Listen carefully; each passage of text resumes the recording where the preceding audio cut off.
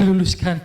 Ya, 7.000, jadi dari situ aja target 7.000 itu misalkan 10% atau 20% kan lumayan banyak ya, ribuan yang bisa kita, itu baru dari satu provinsi.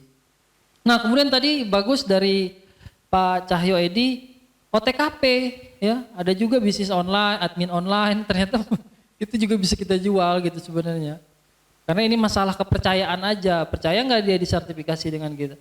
Karena selama ini mereka juga disertifikasi itu, kalau nggak salah OTKP itu administrasi perkantoran kalau nggak salah, itu jadi sekretaris ya, service excellent itu udah termasuk di situ. Nah cuman kesininya memang dunia digitalnya itu bisa kita eksplor lebih jauh. Banyak orang yang senang ya terhadap dunia digital ini, salah satunya yang dijalankan oleh Bang Dani ya di SMK.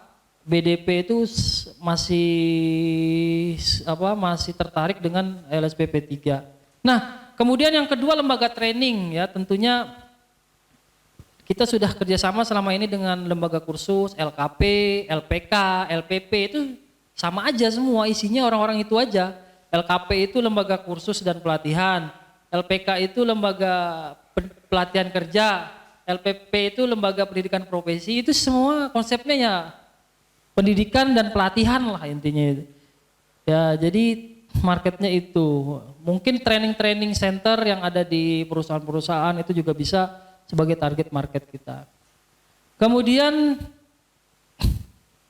D3 S1 ya, ini dari kampus-kampus. Jurusan apa ya kira-kira ya kalau D3 S1 ini? Politeknik semua ya. IT ya. Lalu jurusannya apa? Ya IT kan. Ekonomi bisa juga kan masuk gitu loh, kewirausahaan dan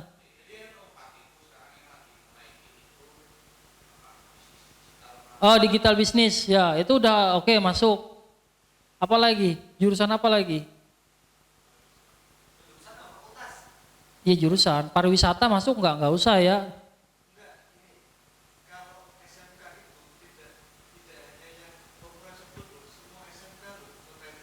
Ya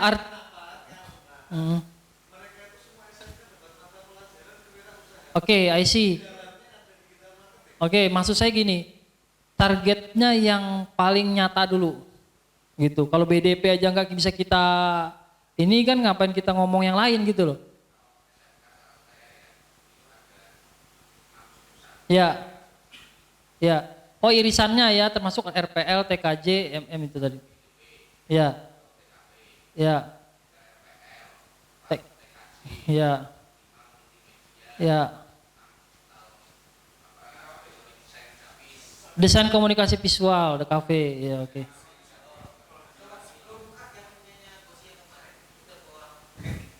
Ya oke siap, nanti di-share Pak. Nanti di-share. Ya oke, kita maksud tentang itu, cuman kita pengennya di tahun depan itu lebih spesifik dulu aja. Yang memang marketnya banyak, BDP itu kan otomatis memang dia butuh gitu. IT itu memang butuh. Kalau jurusan lain itu mungkin kita butuh effort untuk menawarkan kan gitu kan, teorinya kan gitu ya. Nanti di lapangan misalkan teman-teman yang BDP, yang IT sudah jalan, oke nggak apa-apa yang lain juga gitu, nggak masalah. Ya, jadi nggak masalah tentang jurusan itu, tapi maksud saya ini skala prioritasnya aja. Skala prioritasnya mana yang mau kita garap terlebih dahulu. Nah kemudian D3 S1 Dinas dan Pemda, tadi contohnya ya ada Kominfo, ada ke Dinas Ketenagakerjaan. Saya dulu 2014 pernah nguji di daerah Sulawesi ya, beberapa dinas. Itu memang mereka ada anggaran untuk sertifikasi buat tenaga-tenaga honorer gitu ya yang ada di dinas tersebut. Biasanya mereka ada tuh anggaran untuk itu. Atau misalkan untuk perekrutan PKWT misalkan, itu boleh juga dengan sertifikasi ya. Kemudian perusahaan, nah ini juga penting, nanti kita sih sudah beberapa perusahaan yang pernah pakai jasa sertifikasi ya untuk karyawannya, terutama biasanya untuk tender ya. Tender di beberapa pemerintah itu mewajibkan adanya sertifikasi kayak multimedia, digital marketing kayaknya belum pernah ya. Multimedia saya pernah tuh ada yang sertifikasi untuk kebutuhan lelang ya. Digital marketing udah banyak juga sih yang nanya, yang perusahaan-perusahaan yang sifatnya memang dia digital marketing agency. ya. Kemarin dari Kebumen ada, dari Bandung ada, itu dia benar-benar digital marketing. Contohnya Pak Cahyo juga kan digital marketing agency sebenarnya, ya. Jadi dulu beliau berangkatnya dari perusahaan. Nah, kemudian lain-lain ini yang umum sifatnya ya, yang tidak ada di situ. Baik itu makhluk halus, makhluk apa gitu, nanti masuknya ke lain-lain itu. Nah, kemudian teman-teman ini yang berikutnya adalah domain. Nah, jadi gini, kita punya ide ya, kita akan bikinkan TUK Mandiri itu, kita akan fasilitasi TUK itu domain dan hosting gratis dari kita, LSP. Contohnya kemarin saya main ke Pangkalan Bun itu, dia punya murid itu 300 ya, yang sudah terdaftar di pendidikan profesinya 1 tahun. Nah, jadi rencananya nanti di situ kita akan kasih domain, ya misalkan pangkalanbun.id. Nah, lalu hostingnya nanti kita kasih juga. Jadi nanti setiap anak didiknya itu kita akan wajibkan mereka untuk punya subdomain masing-masing anak gitu. Ini intinya sih buat digital marketingnya ya, buat SEO-nya nanti.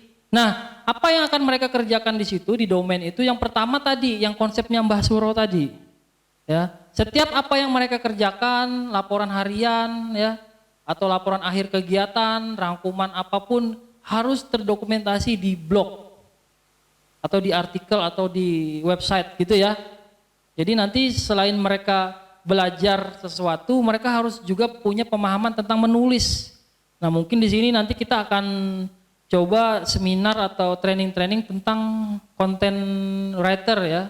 Apa sih bahasanya itu, jurnal, pokoknya jurnalistik lah ya, bagaimana cara menulis yang bagus, yang menarik. Nah, cuman nanti itu formatnya kita diskusikan lagi ya. Salah satunya yang kita adopsi nanti yang dari BLC tadi ada format-format bakunya ya, dari pendahuluan, alat dan bahannya apa, sampai kesimpulan saran, referensinya apa gitu ya.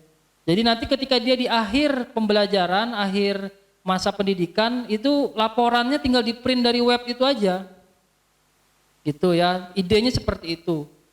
Kemudian mungkin juga yang tadi kan 300 itu adalah lembaga anak didiknya dia ya, dia sebagai TUK Mandiri. Kebetulan TUK Mandirinya adalah tempat kursus. Nah, mungkin aja nanti dia bisa jual ke tempat kursus yang lain, monggo aja. Artinya kita akan berikan space yang dibutuhkan gitu ya, untuk dia mengembangkan domain di setiap TUK tersebut.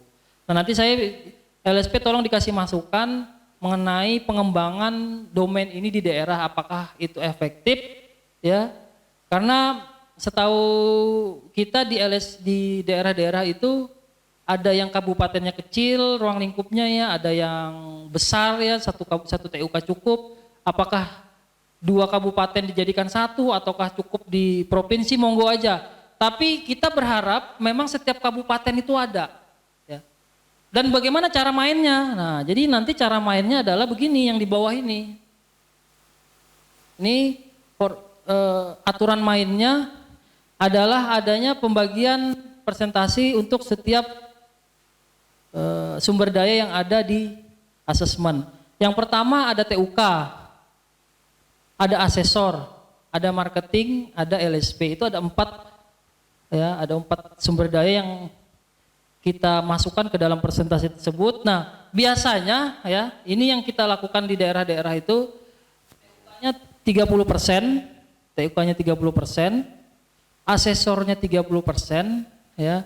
Kemudian fee bagian marketingnya 10%, lalu kemudian LSP 30%. Jadi kalau misalkan biaya sertifikasinya 1 juta, ya ke LSP-nya 300, 700-nya dikelola oleh TUK. Nah, artinya di sini nanti TUK Mandiri itu ke depannya bisa merekomendasikan asesor yang akan ditugaskan di situ. Karena ke depannya memang TUK, kalau bisa setiap TUK itu punya asesor lokal ya, biar nggak jauh-jauh. Kemarin kita uji di Palembang itu, asesornya dari Sampit. Dari Sampit ke Palembang rapidnya aja 4-5 kali.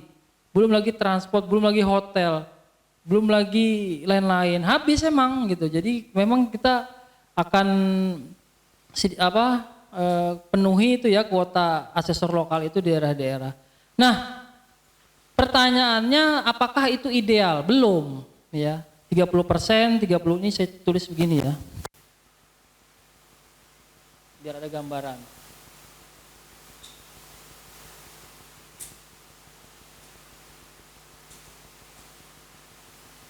Ini format dasarnya di daerah-daerah kita terapkan. Ini contohnya misalkan 600.000 tadi, 600.000 berarti kalau pesertanya 20 orang 12 juta. Berarti honor asesor itu kali 30% berapa? 30%-nya 12 juta berapa? 3.600.000 kan? Nah, jadi kalau asesornya 3.600.000 itu dia nguji 2 hari kan udah lumayan. Ya, hitungannya lumayan. Nah, yang kasihan kadang TUK-nya 3.600.000 tapi dia nyediain tempat, nyediain konsumsi, belum lagi kalau sudah ujian ditanya oleh asesor, ditanya oleh peserta sertifikat dan lain-lain. Jadi kerjaannya di TUK tuh lumayan gitu ya. Nah, oleh karena itu kami berpendapat bahwa di TUK Mandiri itu boleh menentukan variabel ini, yang 70% ini. Misalkan contohnya ada asesor 20%, TUK-nya 40%, monggo aja karena kan nanti ini hubungannya dengan deal-dealannya dengan asesor ya. Asesor mau enggak nih kalau di sini ngujinya honornya 20% dari nilai karena apa? Mungkin karena materi ujinya begini-gini, alatnya yang disiapin gini-gini ya kan. Terus ada mungkin biasanya kan kalau di pemerintahan itu ada cashback-nya dan lain-lain. Itu ya. Jadi intinya 70% itu akan kita bebaskan kepada TUK untuk mengelola ya. Nah, tadi cara mainnya gimana? Misalkan Pak Nur Hadi di Jombang ya, Kabupaten Jombang. Misalkan di sebelahnya ada Kabupaten apa ya? Jombang itu Madiun misalkan. Mojokerto misalkan. Nah, nggak apa-apa buka TUK Mandiri di sana, Pak. Tapi di bawah supervisinya Pak Nur Hadi. Nanti yang 10% ke Pak Nur Hadi misalkan, yang 60% kasih ke TUK-nya. Boleh begitu, monggo. Ini alternatifnya begitu, supaya nanti benar-benar semua kita di situ tidak ada konflik gitu ya. Karena ini sudah sering terjadi di teman-teman di daerah-daerah itu, satu kabupaten, satu kota itu bersaing harga, padahal LSP-nya satu, ya kan? Bersaing harga yang ini tinggi, yang ini rendah, yang ini menjelekkan yang satu, yang ini gitu loh. Jadi kurang sehat persaingannya. Oleh karena itu ini kita atur. Ya. Nah, nanti pun misalkan TUK Mandirinya sudah ada di Jombang. Nah, misalkan ada kegiatan uji di Jombang, otomatis kita nggak bisa langsung ke misalkan sekolah, nggak ke sekolah, kita harus ke TUK Mandiri dulu. Gitu. Jadi aturan rule-nya kita buat seperti itu. Nah, walaupun nanti di daerah itu tidak tidak bisa dijalankan oleh TUK Mandiri, mungkin ada kejadian apa gitu ya, kondisi yang tidak memungkinkan, itu nanti kita cukup buat TUK sewaktu aja. Misalkan nih ada proyek dari Kominfo, kan biasanya sering gitu, ditunjuklah di Jombang sebagai tempatnya gitu ya. Nah, mungkin ada deal-dealan yang kita nggak bisa ngasih ke TUK Mandiri, tapi tetap kita libatin nanti. Tetap kita libatin dan sifatnya hanya TUK sewaktu. Tapi tetap orientasinya ke depan teman-teman semua untuk TUK Mandiri ini kita akan siapkan proposal ke seluruh target itu tadi. Jadi nanti minta aja butuh proposal kemana itu akan kita fasilitasi ke Pemda, ke sekolah-sekolah, ke kampus-kampus itu nanti kita share proposalnya. Kemudian yang kedua adalah iklannya. Nanti kami akan budgetin TUK Mandiri untuk beriklan. Ya, makanya kalau TUK Mandirinya merupakan lembaga pelatihan atau perusahaan, iklannya nanti bisa numpang di situ. Misalkan pelatihan dan sertifikasi di daerah Jombang gitu. Otomatis kan pelatihannya naik, sertifikasinya pun juga bisa dijual di situ gitu. Jadi anggaran iklan itu memang secara teknis belum saya bahas dengan tim, tapi kita semangatnya ke situ, ya. Artinya setiap TUK Mandiri yang benar-benar prospeknya dan ingin maju dengan kita bersama akan kita anggarkan untuk iklan. Masalah nilainya berapa nanti kita akan coba lihat. Karena setahu saya setiap kabupaten itu mungkin biaya iklannya berbeda ya Mas Muhadi ya. Tergantung jangkauannya kan. Mungkin di Jombang sama di Bogor nanti akan berbeda biaya iklannya gitu. Jadi tadi yang pertama kita siapkan server khusus, nanti Pak Mbah Suro yang akan coba kasih masukan ke kita server seperti apa sih yang kita inginkan, apakah cukup dengan hosting, apakah harus dedicate. Nah, kemudian masalah domain. Nah, ini contohnya ya. Kemarin misalkan domainnya pangkalanbun.id gitu. Nah, ini syukur kemarin di sana nggak ada yang punya gitu loh. Kita masih bisa pakai domain ini buat TUK mandirinya. Nah, masalahnya kalau di kayak Jogja ini nggak bakalan ada Jogja ID itu. Udah laku pasti. Ya kan? Nah, menurut teman-teman apa domain ini yang menurut Pak Kis apa Pak Kis yang bisa kita patenkan untuk setiap kabupaten gitu loh. Tapi tetap ada nama kabupatennya di situ. Misalkan Solo. Cek aja solo.id itu udah pasti solve gitu loh. Jadi kita harus punya satu nama yang mencirikan bahwa itu nanti domain bukan hanya untuk sertifikasi, tapi kegiatan pelatihan ada di situ, berita-berita tentang kota ada di situ, ya kan? Perusahaan-perusahaan lowongan ada di situ. Nanti artikelnya teman-teman yang lagi belajar dan lain-lain itu ada juga di situ. Jadi benar-benar bisa jadi portal. Makanya kemarin di beberapa tempat itu kita mengajukannya begini domainnya. Portal jogja.id gitu. Portal jombang.id ya. Portal Semarang. Portal Bekasi gitu. Planet. Nah, tapi kalau yang bisa dapat jogja.id, klaten.id nggak apa-apa, sikat aja, mending yang pendek sekalian kan ketimbang yang panjang-panjang gitu. Gitu. Jadi untuk program kerja tahun 2021 itu tentang TUK Mandiri kita punya strategi seperti ini. Nah, monggo silahkan ada yang mau ditanyakan.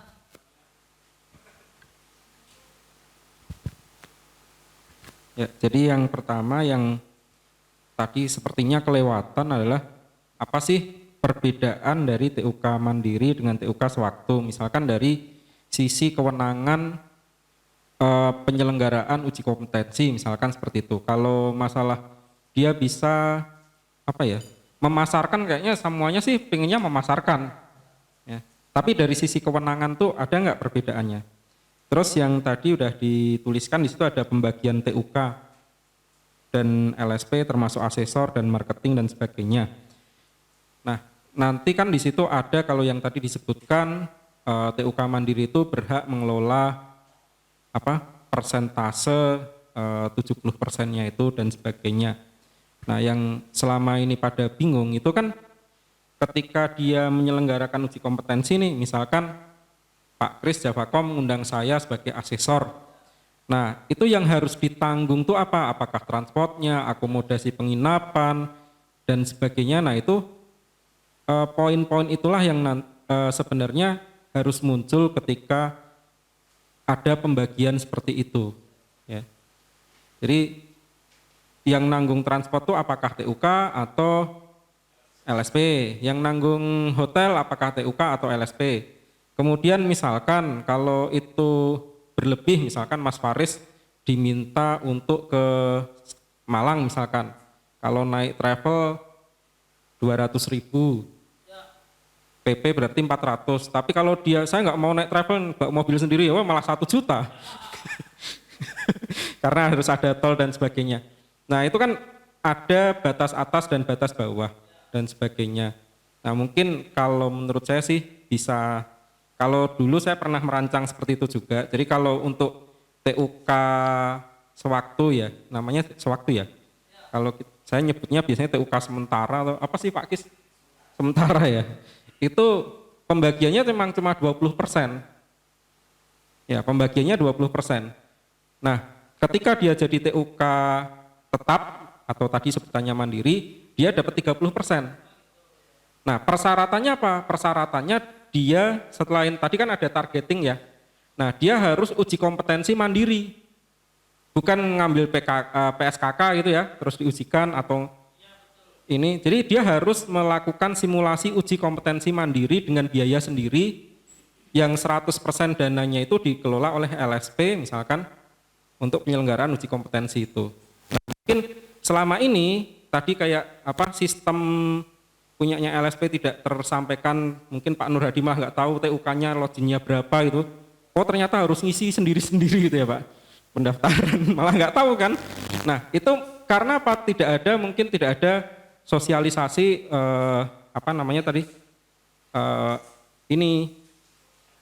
simulasi kayak gitu. Nah ya itu. Ya maksudnya kenapa sih syarat jadi TUK mandiri itu apa? Misalkan punya asesor mandiri, misalkan minimal 1, sehingga ketika besok ada ujian, asal bukan lembaganya sendiri ya atau kewenangannya sendiri, boleh menggunakan itu. Tapi kalau memang lembaganya sendiri ya jangan sampai, misalkan nih Pak Kris punya siswa ada 40, dia juga asesor. Nah nanti ini tempat saya ujian mandiri itu, yang uji ya dia sendiri, sama aja kan. Nah itu yang harus nanti dihitung mainannya seperti apa itu. Jadi itu yang harus diperjelas apa bedanya TUK mandiri, TUK sewaktu, terus kewajiban atau pembiayaan itu seperti apa. Kalau nggak salah, soalnya transport asesor itu cuma 150.000. Kalau iya 150.000 sekali jalan. Nah itu kan jangan sampai nanti memberatkan yang lain. Oke. Hah? Kalau diganti.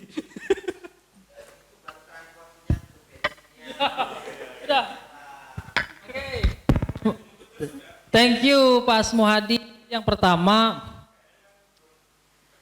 pertama tadi adalah tentang perbedaan TUK sewaktu dan TUK mandiri, ya kan? TUK sewaktu itu merupakan tempat uji kompetensi yang dipakai sewaktu-waktu aja. Sewaktu mau uji baru dipakai gitu. Nah, jadi hotel ya, misalkan sekolah, kampus nggak apa-apa karena memang dia prinsipnya bukan